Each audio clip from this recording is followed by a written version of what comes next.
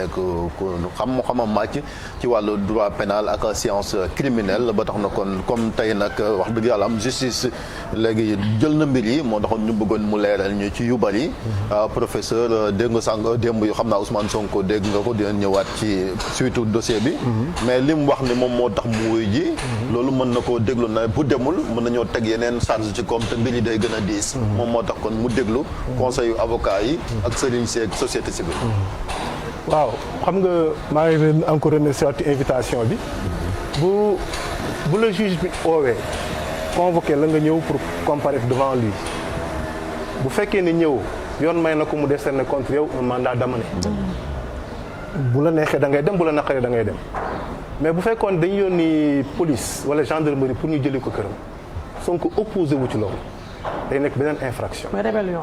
day nekk rébellion. su boobaa mun nañ sax fàtte pour le moment affaire viol bi poursuivre ko pour infraction parce que moo nekk infraction bi gën a immédiate. daan ko ay atu kaso ba pare continuer procédure ak aji. rébellion bi lu ko ci mën a fekk bu fekkoon dafa am demee ne noonu. non su boobaa mën nañ ko yóbbu 10 ans de prison. yoon prévoir na lool ñu daan ko ba 10 ans de prison. mais professeur pour ñu leeral tamit. da nga wax police ak gendarmerie. Sonko démb ci waxam l'armée la wax. est-ce que ci cas yi bu bañul woon dem état bi mën na yónni armée këram. non pas armée. loolu moom da ko wax noonu rek. police judiciaire c'est la police et la gendarmerie. donc bu fekkee ne juge d'instruction ak juge bu mu mën a doon muy procureur de la République bu ñu ne ko tu peux avoir recours à la force. force bi mooy police ak gendarmerie. parce que ñooñu ñooy police judiciaire. l'armée n'intervient que dans des circonstances exceptionnelles. or nekkuñu circonstance boobu. donc police judiciaire c'est la police nationale et la gendarmerie nationale. donc su fekkee ne juge d'instruction wala juge dafa bëgg a envoyer kenn décerner un mandat d'amener soit police lay envoyé soit gendarmerie lay envoyé mais pas armée. mu mel ni kon commencé nañ li naan la bataille judiciaire parce que avant muy def sa déclaration avocat yi ñëw njëkk a génn. xelal ko loolu ñoom xam nañ ni yoon di doxee dafa mel ni kon être entouré de bons avocats aussi baax na ci situation yi. gis nga Aïssatou Diop dafa wax sànq lu am importance communication c'est-à-dire que ñun dañu yaakaar ne communication mooy mën a wax. mais comme ni nga ko waxee dañ koy jàng métier la.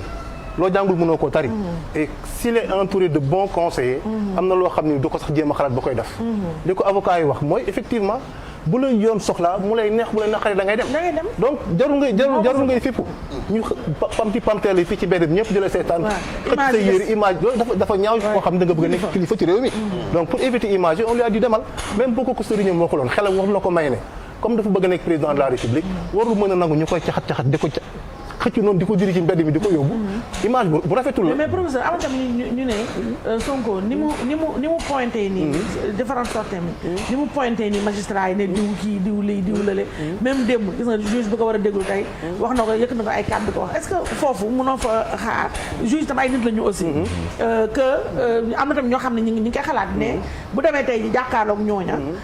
foofu tam dina am lu fu mën a feeñ. ci loo xam ne. du baax ci moom ndaxte ni mu yàqee. déjà da leen récuser. waaw xam nga aussi dafa annoncé ni dañ ko récuser. te beneen tamit mooy ñu bëri dee nañu. que bu demee comme système de défense bi mu nar a def mooy. bu demee ci audition bi fas yéene wax. garde le silence. waaw lay maye. non xam nga loolu yoon moo ko may. yoon moo ne bu fekkee dañu porter plainte contre nit. et que procureur de la République bi bu muy introduire son réquisitoire visé wu la yow ci boppam. dafa demander à ce que la poursuite soit dirigée contre X. yoon dafa ne kooku noonu bu demee. dañ koy entendre comme témoin. ok mais buñ ko entendre comme témoin juste da koy wax ci boppam. ne ko lii plainte bi ñu indi ba ma tax ñu procédure bi am. yow lañ ci visé. mais procédure bi yow la ñu visé. donc man damay déglu en tant que témoin mais yoon may na la nga bañ. daf ko war a wax nga bañ en tant que témoin. non article 94 code de procédure pénale dafa naan da ko naan dama lay entendre comme témoin mais yoon may na la nga bañ ma entendre la comme témoin. loolu yoon moo ko may. bu ko neexee mu ne man comme plainte bi man la ñu visé du ma wax tant que inculpé woo ma. soit da nga may inculpé ma tontu ci say laaj inculpé woo ma nga bàyyi ma ñu parce que du ma tontu en tant que témoin. parce que man la sama tur nekk ci plainte. buñ ko inculpé tamit pour être assisté de ses avocats. du tout egguñu foofu parce que témoin la. il prête serment mais il n'est pas sûr de ses avocats duñ dugg mais moom tey dañ ko déglu à titre de témoin. à titre de témoin lañ koy déglu parce que moom plainte bi du moins procédure bi c'est pas visé contre Ousmane Sonko. mais ñu bëri nee nañu plainte bi c'est turam lañ ci bind. et puis aussi la petite aussi dafa motiver sa plainte dafa citer nommément. waaw xam nga booy def plainte il faut nga citer nommément ki nga ne moom moo def. tout à fait njoobe bi. tout à fait mais yoon dafa ne article 77. que bu fekkee ne c'est insuffisamment motivé. ou bien insuffisamment justifié plainte bi. même bu fekkee da nga ne diw la. procureur de la République yoon da ko ne bu la neexee nga ne du ma topp diw damay topp comme ni alxam x. alxam lañ ko en si ma bi waaw damay topp x parce que plainte bi c'est insuffisamment motivé ou bien insuffisamment justifié par des pièces. donc parce que pour éviter traumatisme boobu ak stigmatisation wu yaa violé du ma ko topp damay topp x. mais x boobu ñu topp ci plainte bi. du moins nit ki ñu tudd turam ci plainte bi. moom en tant que témoin lañ koy entendre. et non pas en tant que présupposé auteur des faits. beneen bi Aïssatou wax na ko muy question bu am solo.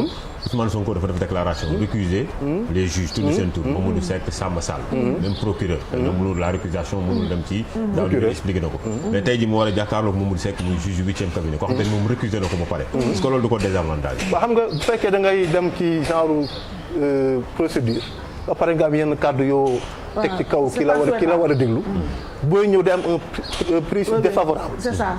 te loolu moo nar a nekk handicap am. nga ŋàññi ko ba pare que ne yéen gëwuma leen.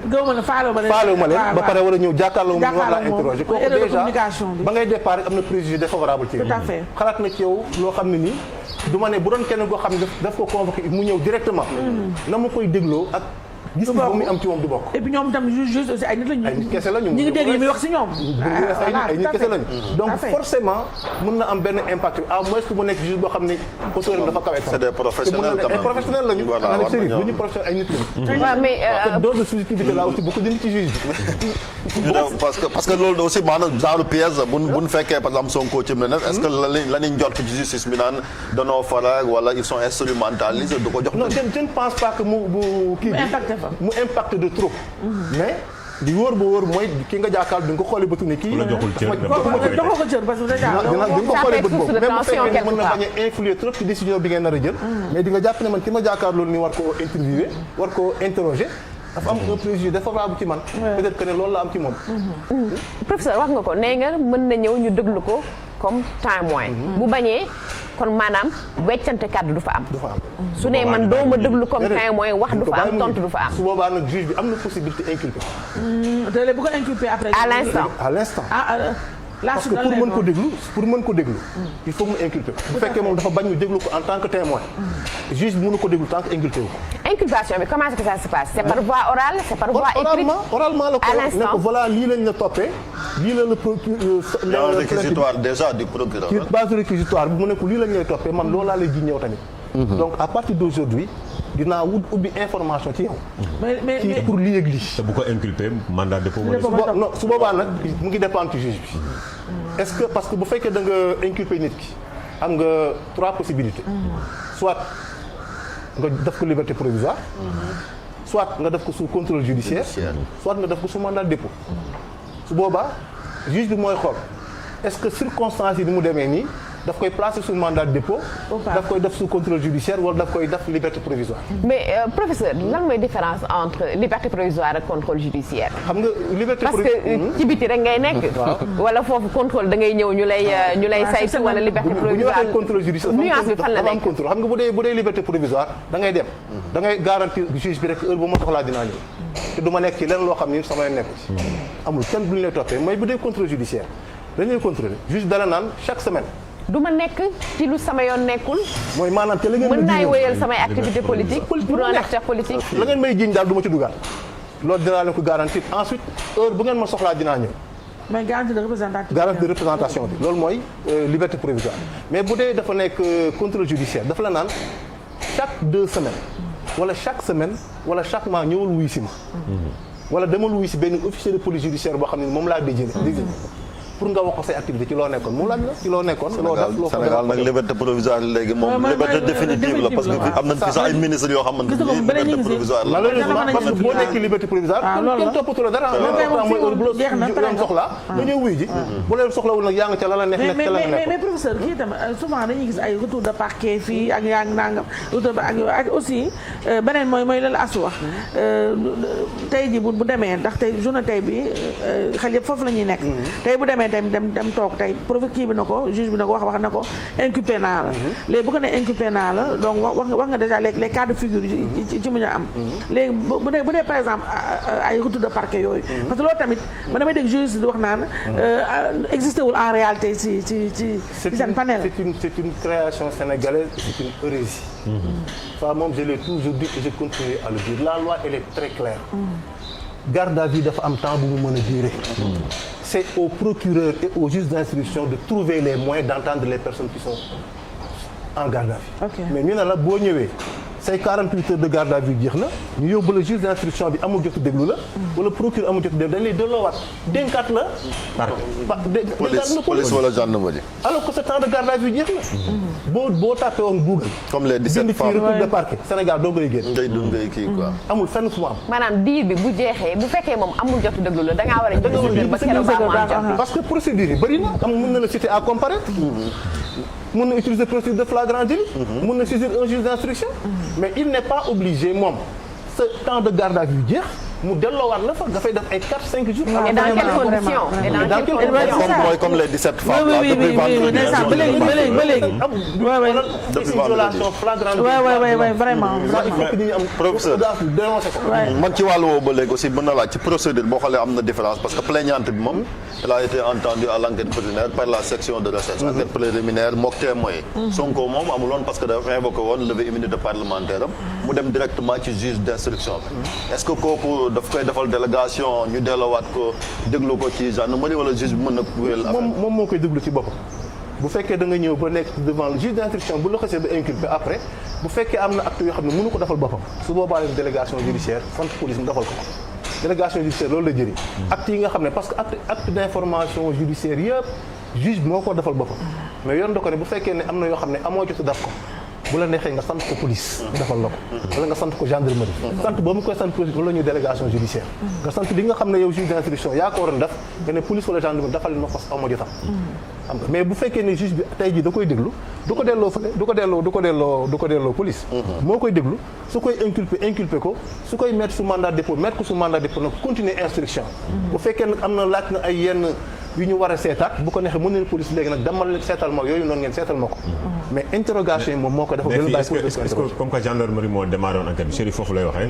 tey jii bu juge bi kiiwee instruction bi est-ce que du ko delloowaat section des recherches gendarmerie fu ko neex la koy delloowaat mais criminalisation viol professeur ban impact lay am pour ce cas là xam nga cas bi li ci am mooy bu ñu ko mettre sous mandat de dépôt amatul délai mënuñ ko fàttee 5 ans de co-juge. Ah bon? Parce qu'en matière criminelle, la détention provisoire n'est pas limitée dans le temps. C'est illimité. yoon c'est illimité bu doon délit la. mënoo ko téye lu ëpp 6 mois. boo mettre la personne sous mandat de dépôt. yoon da la ne 6 mois nga ko mën téye kaso boo ko jugé wul soit da nga koy jugé soit da nga koy bàyyi mu ñibbi. mais en matière criminelle amul durée. tant que yow yaakaar nga ne instruction bi jeexagul ba ñu war a mën a àtte mbir mi nit ki mën naa toog kaso di xaar moo tax avant nga doon gis ay longue détention de 10 ans nit di ko xaar léegi amatul heureusement parce que amatul ay cour d'assises léegi ay chambre criminelle moo am tribunal de grande instance boo dem am na chambre criminelle moo tax bu ñu daan jugé ay fanweeri affaire ñaar fukki affaire par at léegi mën nañu juger téeméer wala 200 affaires par année peut-être léegi ay 3 ans 4 ans am na sa benn loi bu ñu bindoon ba léegi entré en vigueur pour demander à ce que ñu limiter ko à 3 ans détention provisoire en matière criminelle bu ëppee 3 ans nit ki àtte wuñ ko régisseur de prison bi il a l'obligation mu bàyyi nit ki mu ñibbi mais ba léegi malheureusement texte boobu entré en vigueur parce que on conçoit que ne aussi même bu dee matière criminelle la am na longue détention yoo xam ne qui ne se justifie pas kii nit ki 5 ans 6 ans doo ko juger et parfois nag après nga def déclarer ko non coupable loolu pire am na ñuy fi tëj kaso 10 ans après àtte leen ne defuñ dara te des personnes qui yoo xam ne toog nañ 10 ans en prison pour des ça rappelle le cas de Boy Séréer te mu nekkoon bande Inoak moo tax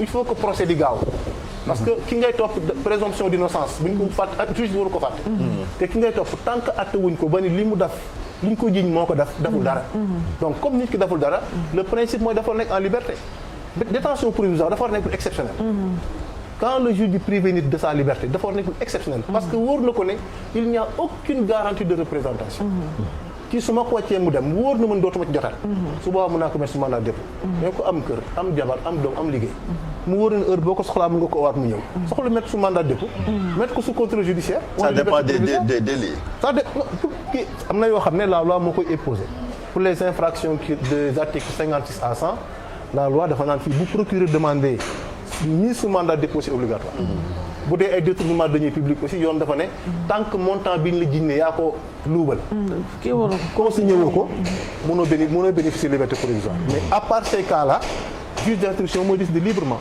en fonction situation bi en fonction personnalité délinquant bi est-ce que mën na bénéficier d'une liberté provisoire ou non wala koy place sous mandat de dépôt loolu moom mu ngi dépendre ci dossier bi mu ngi dépendre aussi ci personnalité délinquant bi ñuy poursuivre. Merci beaucoup professeur defe naa ne bu ci xajee dinañ dellu si waat ci kanam tuuti ak Bougna ñu dem allo présidence